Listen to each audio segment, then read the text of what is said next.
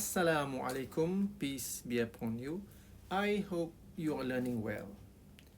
In your problem-based learning sessions, your PBLs, often when you finish doing it, you find that you have discussed a lot of things. You have heard a lot of presentations, and it will be good if you can summarize all those discussions so that your brain can make more sense out of what you have discussed.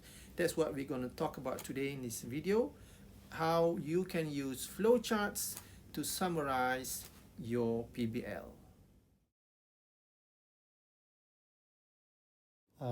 First of all, please excuse the hum in the background. That's from the aircon. Hopefully it doesn't disturb you too much. Okay, we have to remember that one of the important things that we need to get from the PBL is to understand the sequence of events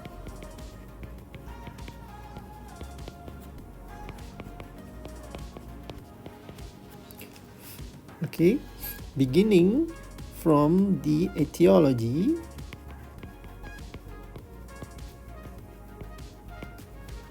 until it produces, or until the production of the signs and symptoms.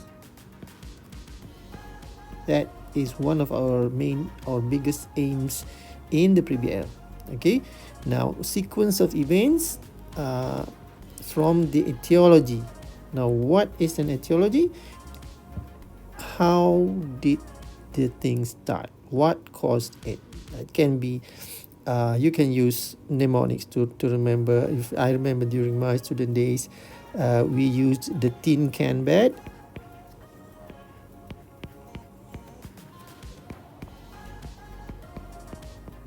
Okay, and T is for trauma, I is for infection, N is for neoplasm, C is for circulatory, A is for autoimmune, N is for nutritional,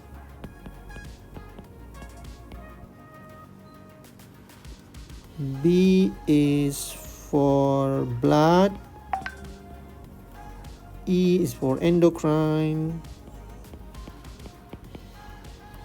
D is for drugs.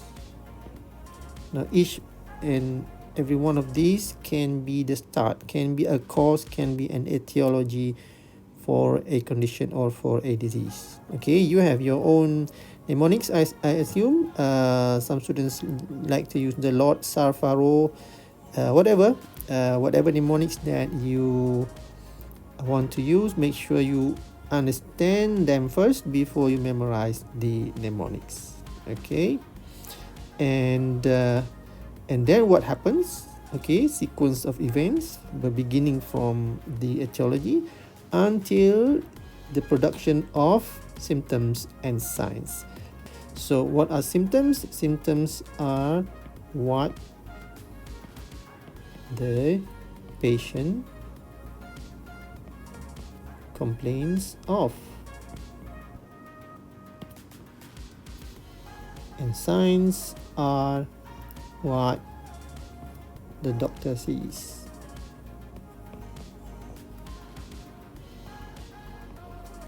Okay, what the doctor observes from his examination or her examination of the patient.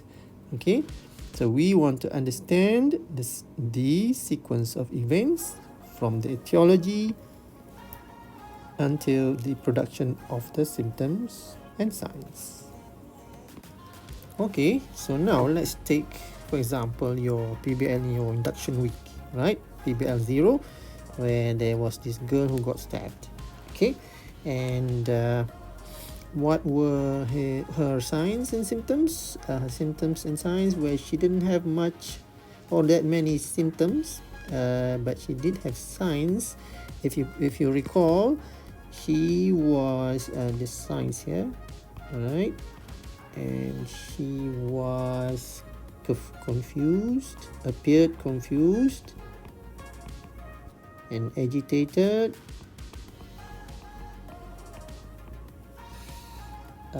She was pale. Okay, and her palms were moist and cold, and her pulse rate was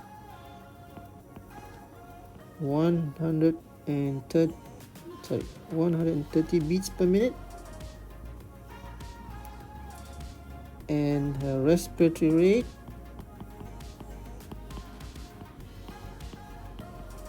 was 35 per minute.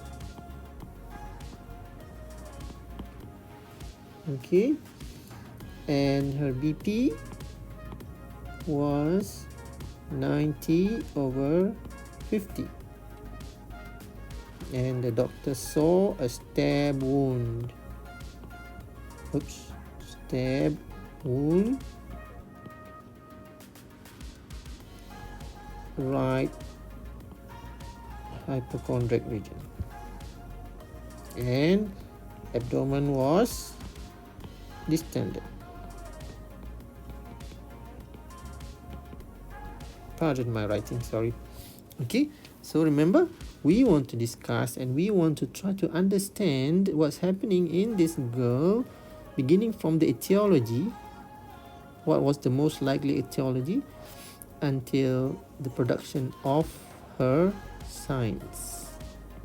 Alright, because in our PBL there were no symptoms. She didn't complain of anything. She was brought to the emergency department. Right, so now in order for you to summarize what you've discussed in the PBL, you ask yourself from what the discussion, from how the discussion went, what was the most likely etiology. So it's quite clear in this case, the etiology was trauma, right? She was stabbed in the abdomen, right? So stab in right hypochondrium. Then what happens? What were the sequence of events? Most likely that the stab injured the intra-abdominal organs.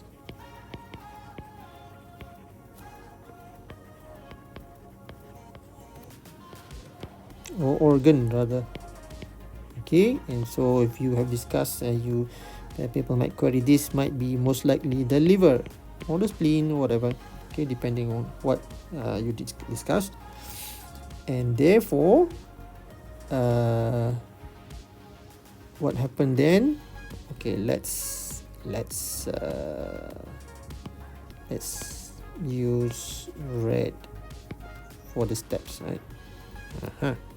Okay, and therefore there was bleeding into abdominal cavity.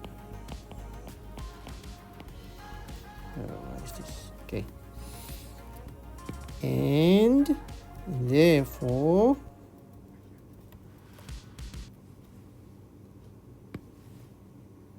you have swelling,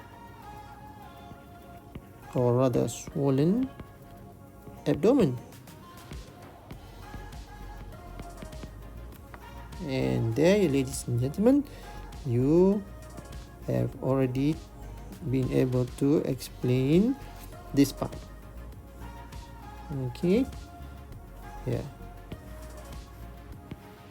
that's one sign that you were able to explain. And let's go on. For example, you also discussed in the PBL that this bleeding will cause reduced blood volume in circulation. Okay, and this causes reduced venous return.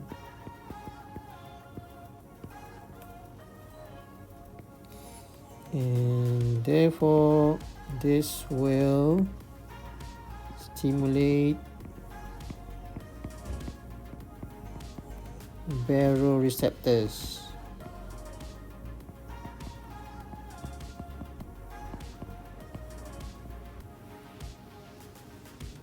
And what does the baroreceptor do? It will stimulate sympathetic system.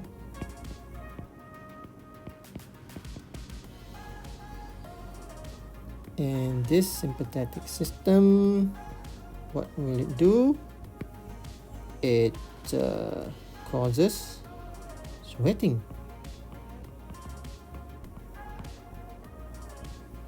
And there, ladies and gentlemen, you have now you understand why this patient was sweating at the palms. Okay, moist. Okay, and this sympathetic system stimulation also will cause peripheral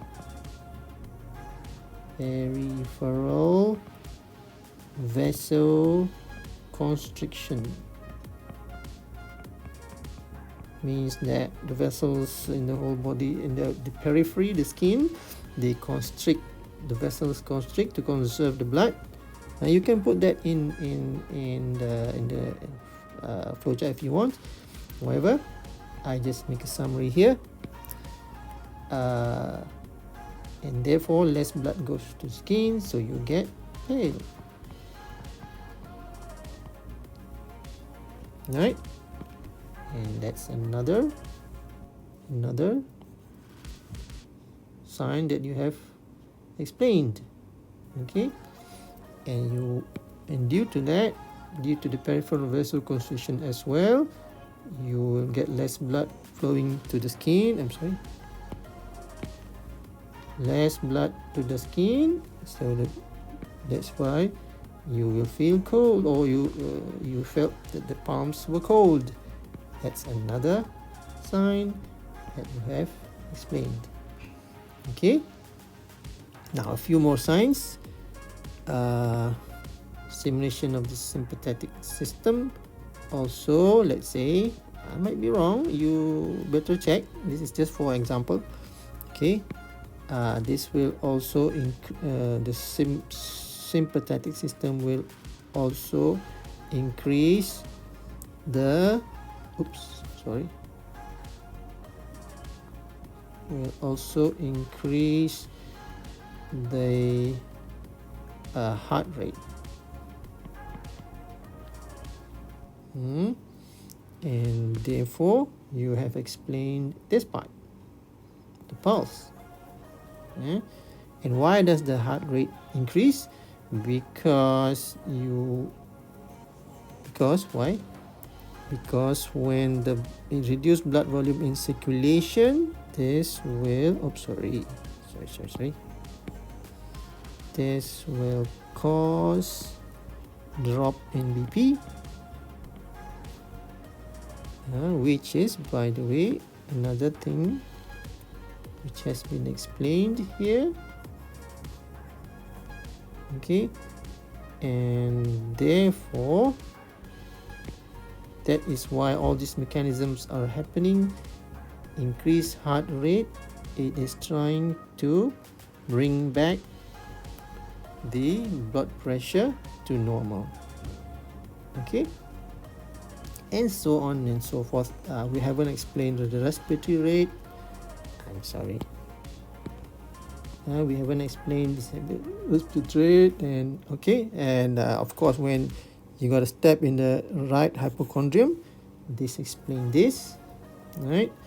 and which part of it actually explains or leads to the confused state, the agitated state. I'm sure you all discussed this, okay? But where in the flow chart that you should put this the sequence of events until it produces confusion and it produces agitation, you should discuss, okay, and put in the flow chart. And by the end of when you have discussed everything, you would have a nice flow chart explaining all the signs and the symptoms, if there are any, beginning from the etiology until you produce the signs and the symptoms. Okay. Now that's the basic format of the flowchart. Now some notes regarding the use of the flowchart. Okay, the first thing that I want to tell you about this flowchart summary is that all the red arrows that you see are actually either a summary of certain processes or is something that you are not sure about and which you can discuss more, you can study more, you can look into it further. Okay, and actually all these arrows can be broken down into more arrows, more detailed, right? Let's look at some examples. For example, even this arrow, right, looks quite straightforward. Injured intra-abdominal organ, and then it bleeds, but actually you can break it further into maybe you can say lacerate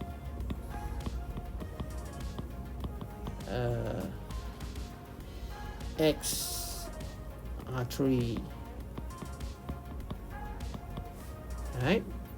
That's at its simplest. Then you go for the bleeding, right? And for example, if you let's look at here, for example,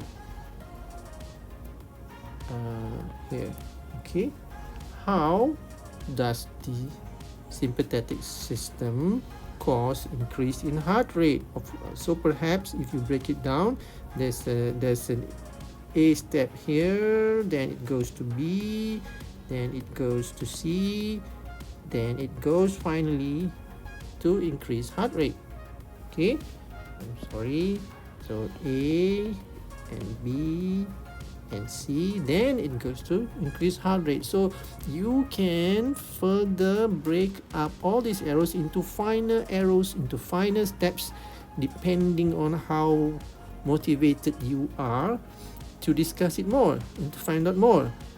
And you should be guided by your learning objectives and by your facilitator. The second thing that I want to discuss about this flowchart is that you can also note down where you branched off and discussed general things, your general learning objectives. For example, he or she, this patient, got stabbed in the right hypochondrium. Then you discuss here quadrants of the abdomen, abdominal quadrants, right? So you note there we have already discussed this, and maybe you can write there, see Ali's notes. Okay, maybe Ali was the one who presented that. Okay, and X artery. So you noted here, you note down there, arterial supply of liver, and you see there C Jai's notes. Okay, and swollen abdomen, you actually discussed causes of distended abdomen. So you can say maybe it's either fat, or it can be feces, can be flatus, can be fluid. Right? So the green marks are where you discussed about general things, not really related to this particular patient. Okay, and you can also cross-refer it to some other PBL, for example, baroreceptors. So you can see PBL 10. Okay, so you have notes there, you have discussed it there, for example. Okay, so that's another thing. You can also note down in your flow chart where you branched off and discussed general things like anatomy, physiology, and things like that, and note it down there, perhaps in a separate color in the flow chart. The third point that I want to discuss about this flowchart is that by discussing this flowchart, you can also understand the basis for examination, investigations done, or as well as the management. For example, here you see she got stabbed in this step, in the earlier step, right hypochondrium, and therefore there's an injury in the artery. So you can note there that's supposed to be blue. Can you see the blue? Maybe I make it another color. Let's make it pink. Alright, okay, let's make it bright pink. Alright, so alright, so the management would be operation to suture the artery, if there is such thing. Yeah. Okay. And here, for example, when the bleeding causes swollen abdomen. So investigation, how does the doctor investigate at that step to investigate what is inside that swollen abdomen? So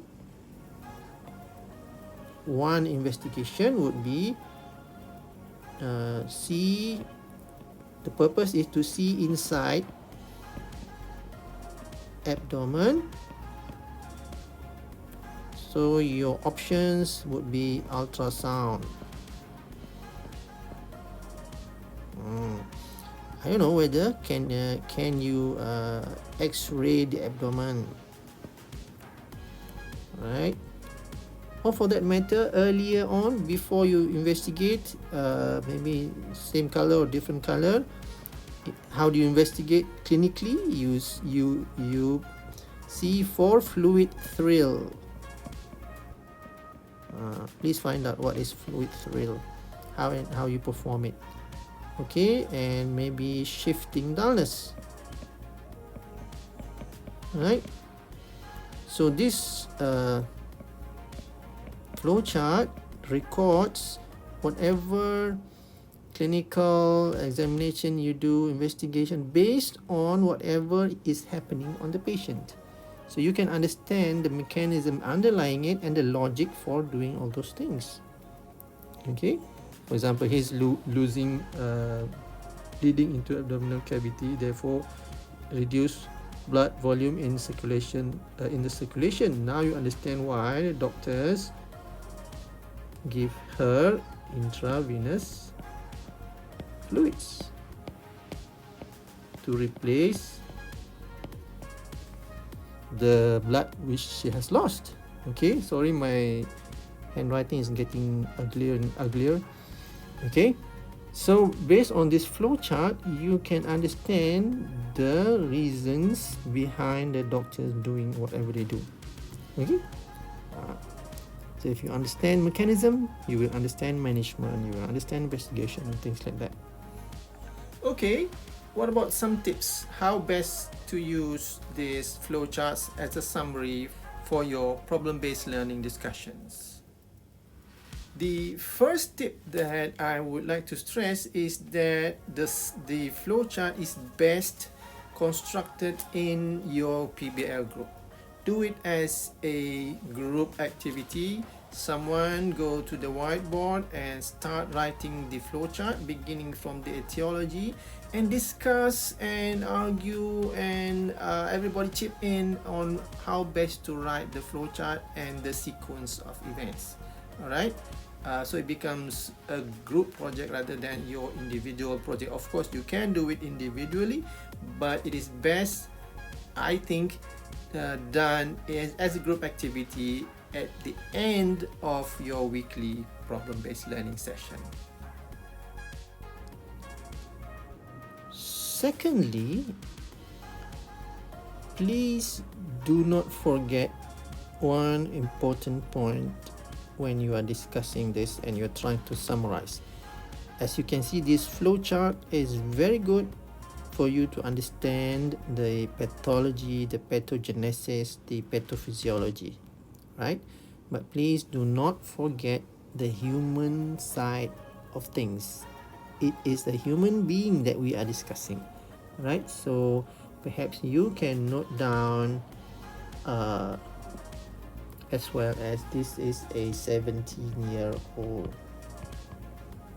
girl, all right, and she actually has an argument with the boyfriend. And in fact, someone might even say, well, actually the etiology, even before she got stabbed, was the argument.